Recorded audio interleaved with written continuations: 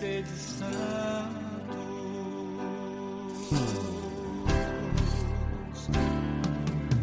sede santos, esta é minha vontade, sede santos, é o que eu mais quero, sede santos, esta é minha vontade, sede santos, é o que eu mais quero. Irmãos e irmãs, a paz de Jesus, o amor de Maria, estejam sempre com todos nós. Vamos estar reunidos em nome da Trindade Santa, em nome do Pai, do Filho e do Espírito Santo. Amém. Bom dia com o santo dia. Hoje, 13 de junho, a Igreja celebra a memória de um dos grandes santos. Santo Antônio é muito venerado não somente na Europa, como também nas Américas e demais continentes. Santo Antônio de Pádua, no Brasil, tornou-se muito famoso por ser considerado o santo casamenteiro, sendo acorrido especialmente nesse período pelas pessoas que desejam se casar. É uma devoção, porém Santo Antônio vai muito além do que permanecer no inconsciente coletivo como aquele que resolve dificuldades amorosas, mas a sua vida é um testemunho latente de discipulado de Cristo por meio da pregação para os dias de hoje. Santo Antônio nasceu em Portugal, em Lisboa, em 1195.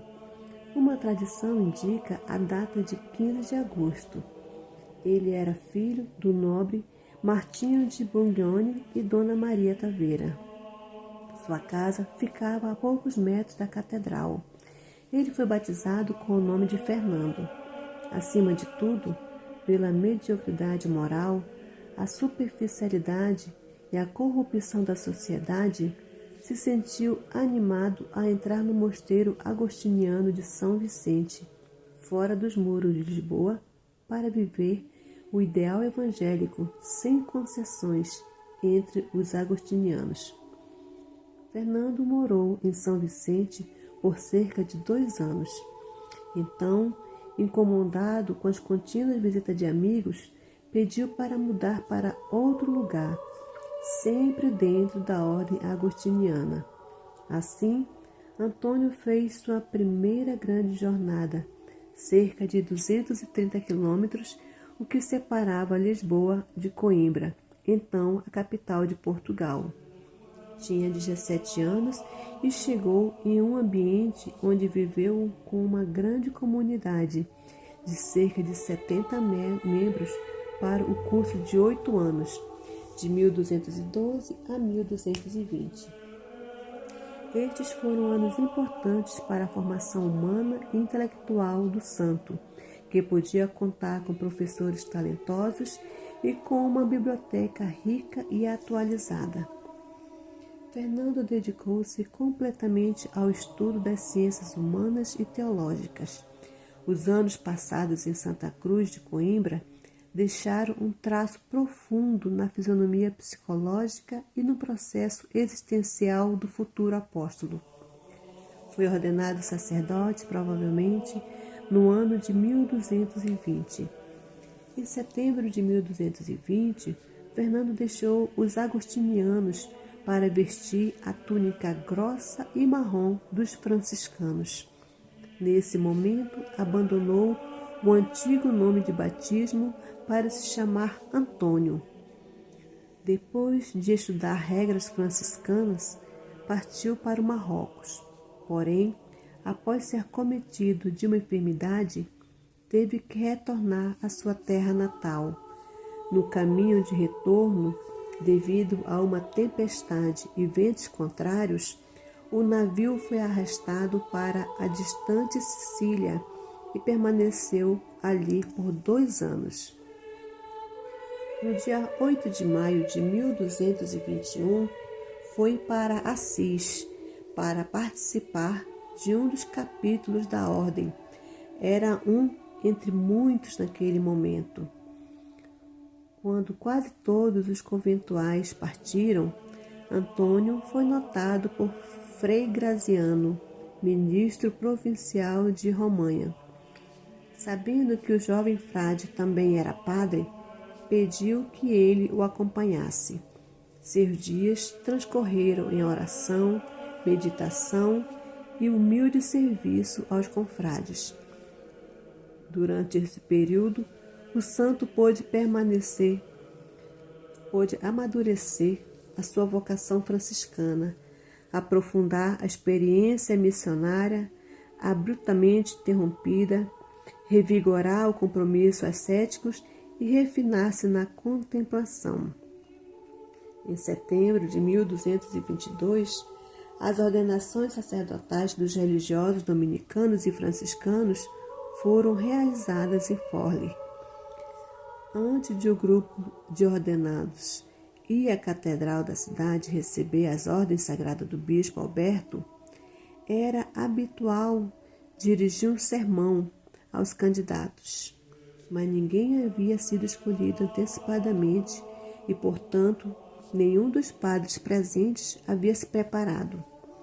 Quando chegou a hora de falar em público, todos se recusaram a improvisar. Só o superior de Monte Paolo conhecia bem as habilidades de Antônio. Diante da insistência do superior, ele tomou a palavra. À medida que o discurso se desdobrou em um latim retumbante, as expressões tornaram-se mais quentes e mais atraentes, originais e excitantes. Ele revelou, mesmo contra o desejo, a profunda cultura bíblica, a espiritualidade envolvente. Assim, Santo Antônio começou sua missão de pregador na România. Ele falava com o povo, compartilhando sua existência humilde e atormentada, alternando o compromisso de catequização com o trabalho pacificador. Atendia a confissões, confrontando-se pessoalmente ou publicamente com os defensores das heresias. Após o período de Forli, depois de ser convidado pelos superiores para pregar nas cidades e vilarejos de România, no final de 1223, Antônio também foi convidado a ensinar teologia em Bolonha. Por 2 anos, ele ensinou as verdades básicas da fé ao clero e aos leigos. Começava com a leitura do texto sagrado para chegar a uma interpretação que desafiava e falava a fé e a vida do público. Santo Antônio é, portanto, o primeiro professor de teologia da ordem franciscana recém-nascida. Foi por ocasião do capítulo geral de 1230, que ocorreu durante a transladação dos restos mortais de Francisco para a nova basílica erguida em sua honra, que Frei Antônio de Lisboa foi liberado das posições de governo da ordem. Por causa da grande estima que gozava entre os superiores da ordem menor, ele recebeu o novo papel de pregador geral, com a faculdade de ir livremente onde ele considerasse apropriado e escolhido, com outros 6 confrades, para representar a ordem do Papa Gregório IX. Em Pádua, Antônio fez algumas viagens relativamente curtas. A primeira entre 1229 e 1230, a segunda entre 1230 e 1231, durante o qual ele morreu precocemente. Somados 2 períodos, chegamos a uns 12 meses no máximo. Os sermões antonianos foram considerados como as mais notáveis obras literárias de natureza religiosa compilada em Pádua durante a Idade Média. De sermão em sermão, espalhou-se a fama do que estava acontecendo em Pádua, causando um aumento contínuo de peregrinos. Uma multidão incessante se reunia em torno do seu confessionário. Era impossível enfrentá-los, embora alguns dos irmãos sacerdotes e uma série de sacerdotes da cidade tentassem aliviar tal fadiga. Ele só poderia esperar que diminuísse o fluxo dos penitentes ao anoitecer. Alguns voltaram ao sacramento da confissão, declarando que uma aparição os levara à confissão e a mudar suas vidas. No final da primavera de 1231, Antônio foi acometido de uma doença.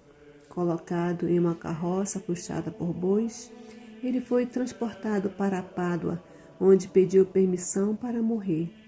No entanto, Narcella, uma aldeia da periferia da cidade, veio a falecer. Ele respirou murmurando: "Eu vejo o meu Senhor." Era sexta-feira, 13 de junho. Ele tinha 36 anos de idade. O santo foi sepultado em Pádua, na pequena igreja de Santa Maria Mater Domini, o refúgio espiritual do santo nos períodos de intensa atividade apostólica. No final do funeral festivo, o corpo do santo foi enterrado na pequena igreja do convento franciscano da cidade. Provavelmente não enterrado, mas sim um pouco levantado, para que os devotos, cada vez mais frequentes e numerosos, pudessem ver e tocar o túmulo-arca. Um ano depois da sua morte, a fama dos muitos prodígios realizados convenceu Gregório IX a queimar as etapas do processo canônico e proclamá-lo santo em 30 de maio de 1232, apenas 11 meses depois da sua morte.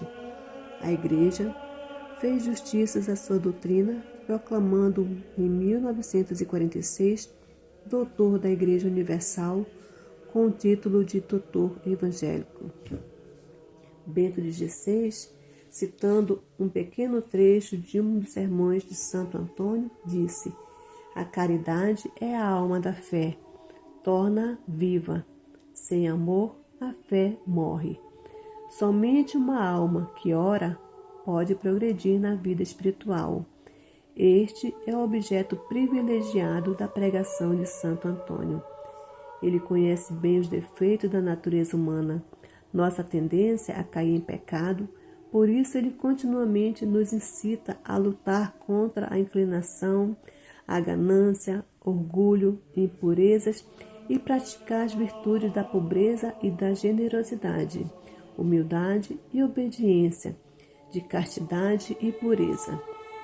No início do século XIII, no contexto do renascimento das cidades e do florescimento do comércio, cresceu o número de pessoas insensíveis às necessidades dos pobres. Por essa razão, Antônio convida repetidamente os fiéis a pensar na verdadeira riqueza, a do coração, que, fazendo bom e misericordioso, acumula tesouros para o céu. Ó povo rico, então ele exorta, faz amigos os pobres, os acolhe em seus lares. Eles serão os pobres para recebê-lo nos tabernáculos eternos, onde há a beleza da paz, a confiança da segurança e o opulento quietude da saciedade eterna.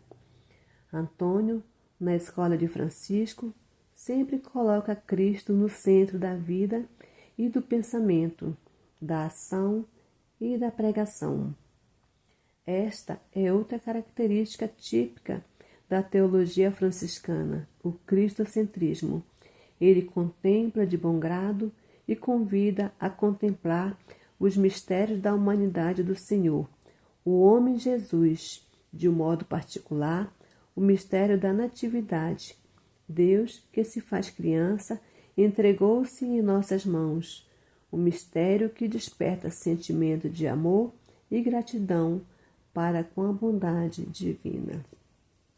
Santo Antônio de Pádua, rogai por nós.